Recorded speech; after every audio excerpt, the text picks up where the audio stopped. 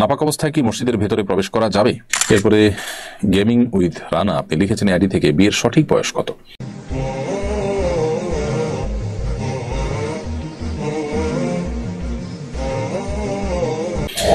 নাপাক অবস্থায় কি মসজিদের ভেতরে প্রবেশ করা যাবে? কেউ যদি ফরজ গোসল অবস্থায় হয় তাহলে তিনি মসজিদে প্রবেশ করতে পারবেন না। বাকি ওযু নেই এমত অবস্থায় মসজিদে ঢুকলেও সেটি মানে ফরজ গোসল অবস্থায় মসজিদে ঢুকা যেরকম অপরাধ, জঘন্য অপরাধ, গুনাহ, সরাসরি নিষিদ্ধ, সেরকম নিষেধ হবে না।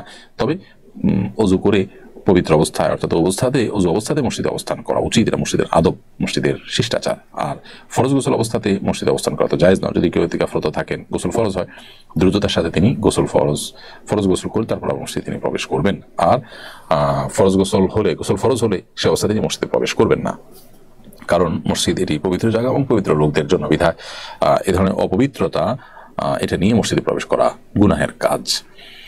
এরপরে গেমিং উইথ রানা আপনি লিখেছেন আইডি থেকে, বিয়ের সঠিক বয়স কত? দেখুন, বিয়ের সঠিক বয়স ইসলামী শরিয়া কোনো ফিক্স করে দেয়নি যে এত বছর বয়স হলে তারপর বিয়ে করা যাবে, বা এর আগে করা যাবে না, বা এর পরে করা যাবে না। বিয়ের বয়সটাকে ইসলাম উন্মুক্ত রেখেছে। যার যখন বিয়ে করার প্রয়োজন দেখা দিবে তার জন্য তখন বিয়ে করা শরীয়ত আবশ্যক করেছে, যদি তার বিয়ে না করলে গুনাহে লিপ্ত হন, বিয়ে করার সামর্থ্য থাকে। বিশেষ করে তরুণ বয়সে ইসলাম বিবাহ করতে উৎসাহিত করেছে, কিন্তু এর কোনো সময়সীমা ঠিক করে দেয়নি শরীয়ত। অতএব শরিয়ার দৃষ্টিভঙ্গিটা এক্ষেত্রে যথেষ্ট প্রশস্ত রয়েছে। এরপর প্রশ্ন হলো, সরকার এবছর হজের খরচ কমানোর ঘোষণা দিয়েছে, এ নিয়ে নানা ধরনের বিশ্লেষণ দেখছি, আপনার মন্তব্য জানতে চাইছি। সরকার হজের খরচ কমানোর যে ঘোষণা দিয়েছে সেখানে একটা জায়গা তো খুব প্রশংসনীয় উদ্যোগ নিশ্চয়ই হয়েছে, সেটি হলো বিমান ভাড়া কমাবার ক্ষেত্রে উদ্যোগ নেওয়া হয়েছে এবং কিছুটা সেখানে কমেছে। কিন্তু সরকারি যে হাজিদেরকে রাখা হয় সেটা একটু দূরে, অর্থাৎ 3-3.5 কিলোমিটার দূরে, কিন্তু অনেক দূরে হারাম থেকে। এত দূরে হাজিদেরকে রেখে, অর্থাৎ হোটেল খুব দূরে দিয়ে তারপরে খরচ কমানো, সেটা আসলে খুব বেশি সুফল বয়ে আনে না। হ্যাঁ, যারা ইয়াং আছে, যারা দূর থেকে হাঁটতে পারবেন, তারা হয়তো এটা মেনে নিতে পারেন। তারপরও 5 ওয়াক্ত নামাজ আপনি হারামে পড়তে চাইলে আসলে 3.5 কিলোমিটার দূরে থেকে পড়া, আসা যাওয়া করা প্রত্যেক ওয়াক্তে, এটা আসলে সম্ভব না, এটা কঠিন।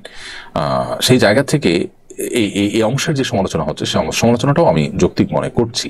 তবে একই সাথে যেটি বললাম যে বিমান ভাড়া কমানোর যে উদ্যোগ নেওয়া হয়েছে সেটা যদি মানে অল্প স্বল্পও কমে, সেটা অবশ্যই সাধুবাদ পাওয়ার মতো একটা উদ্যোগ। সেই সাথে সবচেয়ে বড় সাধুবাদ পাওয়ার মতো কাজটি সরকার করেছে, সেটা হলো বাংলাদেশে এই যাবৎকালে সকল সরকারের আমলেই সরকারি খরচে হজ করার যে একটা প্রথা ছিল সেটি তারা এই সরকার বন্ধ করে দিয়েছে।